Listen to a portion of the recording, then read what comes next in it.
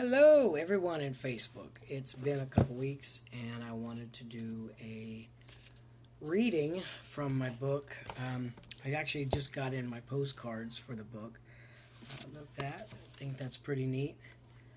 Uh, just kind of says a little bit about what the book's about, talking about the inner character, how to focus on what's most important rather than the things that everybody says, and then being able to determine what your inner and true value is. So I plan on really taking my time, so if anybody has any questions, please post them up. I've got myself a new stand so I can see questions that are posting. I can also respond. I can see comments. I'm trying to do this more regularly because I've been told that it really helps. But my main purpose is I want people to get to see the book. I want people to see what is really most important in their life. It's not about me selling 1,000 millions of copies. It's really a message across because there's so much on how you look, how you dress, what you do, what you don't do, what's acceptable. Like we have two political parties just clanging against each other, and some of them like to turn against their own kind if they disagree. So what's really most important is that we learn how to stand on our morals and our values.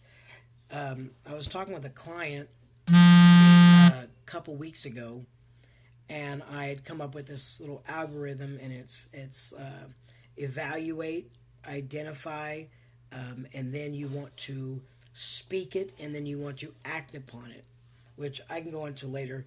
But I really kind of want to just read from my book kind of where my wife is at because that's where she's at. So I figured you guys could follow along. It says, loving yourself allows you to know what real love feels like. My wife and I soon met after we had both come out of unhealthy relationships and toxic relationships. We spent a lot of time talking to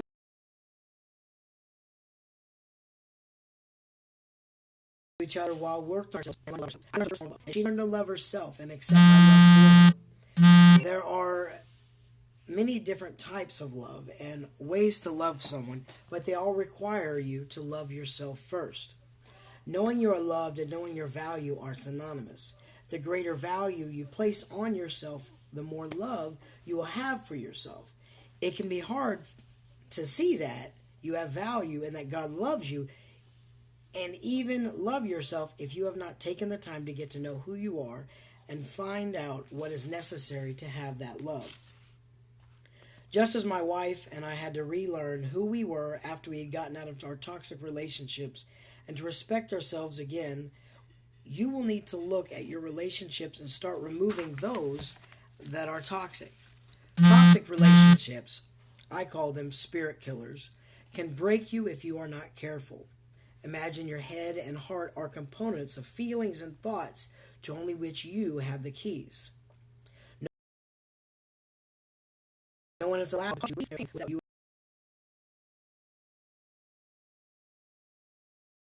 allowing that. Control inside. You can refuse to admit toxic things and people into your life. Toxic people are not the ones who want to give you good advice on your mistakes or give friendly insight into your flaws. They aren't the ones who lift you up. They aren't the ones who lift you up on what issues you can resolve. Toxic people will do nothing but drain you of anything positive. They may even seem as if they want to help you, but all they offer is criticism. They might want to pinpoint a problem and offer a solution to it, but they will most likely do in a sarcastic or spiteful manner. Those who truly care about you will offer you a sincere help. Toxic people will say things that tear you down. It's your responsibility to keep them out of your life as much as possible. Don't give them the keys to your heart and mind. Learn to forgive and release all the stuff that you have done or that have been done and said to you, and don't allow them to affect you negatively anymore. You'll be amazed at how free you feel when you forgive toxic people and also refuse to allow them to hurt you anymore. You will need to identify in some way the people who want to build you up and add to you. and those who only want to take away from what you deserve as a human altogether. And as an individual. Hey, Teresa, yes, please feel free to share. So, one thing I've learned is how to determine the difference between someone helping me and someone tearing me down, because both want to seem to bring out a flaw in me. And what I have found that is most crucial is a toxic person is going to offer destructive criticism. They're going to say things that do nothing but tear me down, tear down my self-esteem, tear down my value. It's going to cause me to feel spent and exhausted and feel less of a person. But however, someone who is offering constructive criticism, they may take down a few things, but they're quick to replace it with something that adds value. So they're willing to help take out something bad, but they're going to put in something good. And that, for me, is the factor that changes everything. If they just want to take out the bad things, they're just wanting to take away. And they're wanting to take away what's in me, which can be okay. But when they don't replace it, all it does is take away from that. But what they have to learn, what people have to learn is you will find who are by how they talk to you about your mistakes. See, a real friend is going to accept you, flaws and all, but a real, true best friend is going to see the best inside of you and help bring that out. I've had many people in my life that have given me just some very harsh realities about myself that really hurt my feelings, but I knew them as a person. I knew what they were doing. I knew how they felt about me.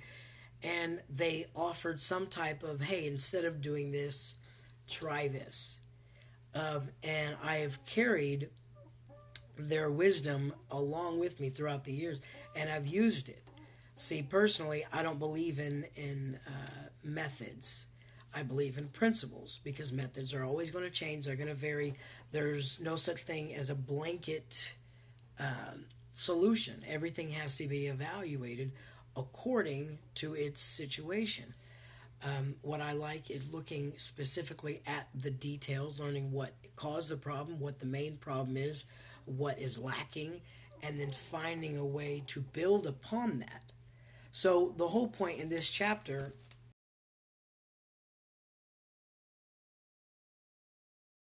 of loving yourself to how people talk to you. And I'm not talking about, well, I'm not going to let them disrespect me. I'm talking about, how do you let people treat you as an individual? Not talking about whenever you're with your friends and they're just jiving with you, just giving you a hard time. I'm talking about the people who constantly make jokes at your expense. But unfortunately, Eleanor Roosevelt said, no one can hurt you without your permission. And for me, that's a hard pill to swallow, because it's like, I didn't allow them to talk to me that way. But what it tells me the most is I have to allow someone inside my heart in order for them to hurt my feelings.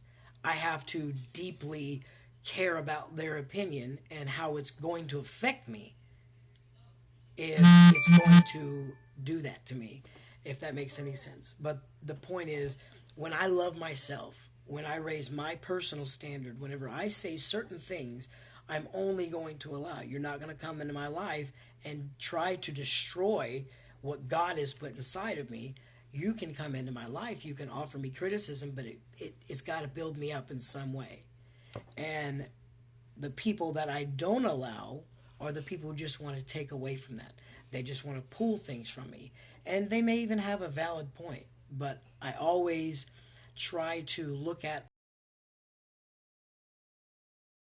what are they trying to do. If I'm taking, it's going to completely deplete me of anything. And once you remove something toxic, the Bible actually talks about whenever you leave a house that's been cleaned, if you return to it, it's 7 times more cursed. I've always taken that to mean when something leaves you, it's got to have something to replace it. Otherwise, it's going to come back and be much harsher. And that's how I deal with addictions. That's how I've dealt with bad habits, is I've always tried to find a way to replace it. Now, that's not because I've got this superior self-esteem. It's because I love myself. I care about who I am. I care about what God made me to be. And that's what that chapter is mainly about. That chapter is about finding what God put inside you. Because the way I look at it is, if Christ died for me, then obviously I'm worth loving. And he died not for my perfection. He died for what I did wrong.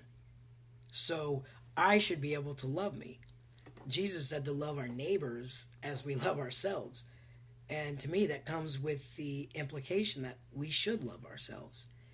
And what I have found is the more self-respect you have, the more confidence, not arrogance, not cockiness, but the more confidence we have in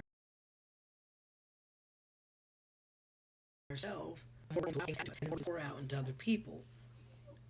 I have a lot of clients who just want to help other people, and what I tell them is, you got to learn how to take care of yourself. You have to take care of you and what's inside of you, because ultimately you cannot give what you do not have.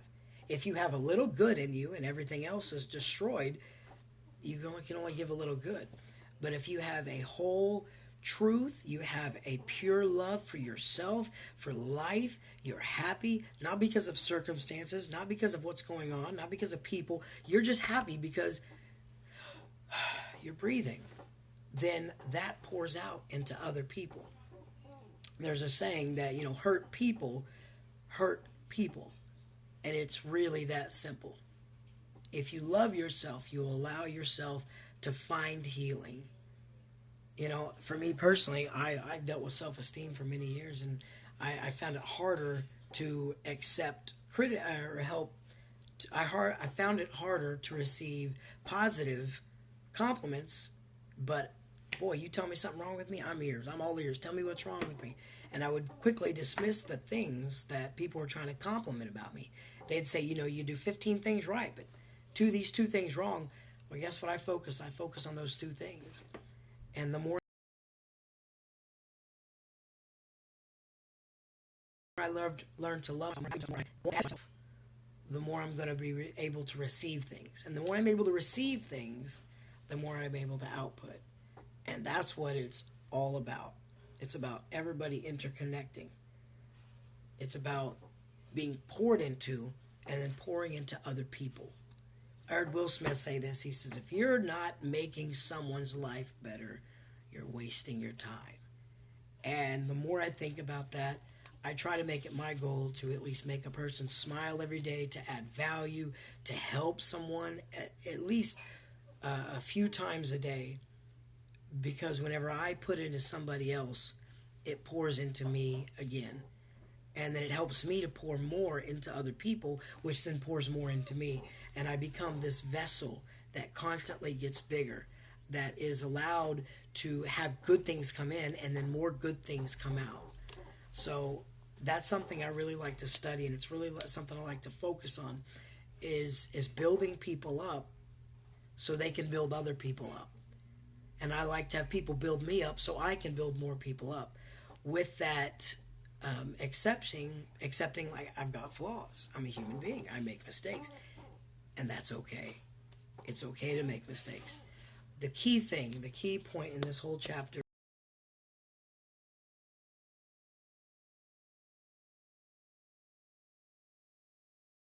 that I just read is about love.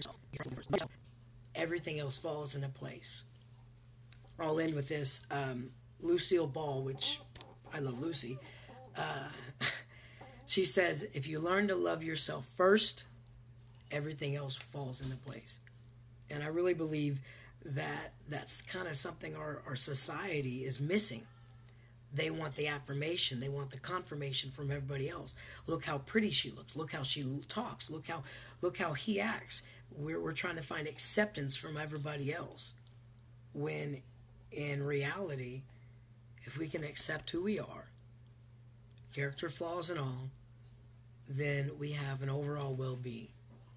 And when we have that overall well-being, we have more of a healthy outlook on life. And we're able to help pour into other people. And they can pour into other people. And so It all starts with loving yourself. That's what it boils down to. If you love life, if you love yourself, it will pour out into other people. You will see it, they will see it, and it will connect everyone around you. And that's how you make the world a better place. You do that by learning to love yourself first, by pouring into yourself first, by treating yourself as an investment. If you love yourself, you're going to invest into it. If you respect yourself, you're going to add yourself. Whenever you come across people who may be depleted or maybe feeling down, maybe feeling trodden or stomped on, then you're much more likely to want to help pick them up. And again, there's a difference between being confident and being cocky. Being confident just says, this is what God put in me. One of my dear friends, Matt Maddox, he's on here. He said, don't ever doubt what God put inside of you. It's okay. And it's kind of shifted my way of thinking of it's okay to be humble, but it's okay to believe in yourself. It's okay to say, you know what, this is what God made me to be. This is how I am. Because that's what God did. God did this. But it's me loving myself, me respecting myself, me investing. That's what helps pour into other people. Because again, the more you pour into yourself, the more you can pour into other people. You cannot give what you do not have. If you have a little love, you can only give a little love. If you don't know what love is, you're not going to know how to love. So if you love yourself, not talking about being selfish, not talking about all being about yourself, and I'm just talking about a pure, soul-drenched love of who you are. So many more things in life and not allow things to take away from it. And then you're going to start seeing that person just needs to be loved. That person just needs to hear a nice hello. And you could be going through a grocery store. I heard this story, and I love the idea of it. Going to a store and asking the clerk, hey, what candy do you like? Oh, I like this. And then buying it for him. This guy told this story about how he had done that. And this lady says, I've been yelled and cussed at all day. And that's the nicest thing anybody's ever done. $1.75 is all that cost. But it was because he was adding value to her. And he would not have been able to add value if he didn't have value inside himself. So that's the lesson today. That's what this is all about. Love yourself so you can love others. Because Christ loves you and died because of your flaws. Not died because you're perfect. He didn't die because you had it all together. He died because you have flaws. And if he can love you with your flaws, then you can love you with your flaws. Hey, Krista, no, I don't have it on audio. It's on After Midnight, Finding Your Inner Beauty. And it's just about unlocking the most important things, the most important aspects inside of you. And those are the things that God is after. God's not after how you look, how you dress, how you comb your hair. God's after what's inside you. And whenever you pour that into yourself, you will get a return that is infinite and eternal. And then you will be able to pour into so many people. And it becomes this, you become this conduit of love where you accept God's love for you and you begin loving and accepting that, and then you begin to love other people. And then Christ just moves through you. And it's the most beautiful, wonderful feeling. There's nothing like it. It is the only feeling that I would use to describe as ineffable. It means undescribable. It's a self-love for what God did, how God made you. So you can pour that into other people. Especially today, everyone's about isolating and wearing masks. I understand the safety of it, but love can still be displayed to other people. And you can learn how to love yourself so you can love other people. Again, with this whole coronavirus, no one's touching, hardly anybody's talking. There's all this, shelter inside. But there's so many ways that you can spread love, that you can pour that out into other people. And the more you do that, the more it's going to come back inside of you. The more you're going to be able to keep doing it. So that's the message for today. That is, after midnight, finding your inner beauty. Learn to love yourself so you can love others as Christ loves you and as Christ loves them. Hope everyone has a blessed day.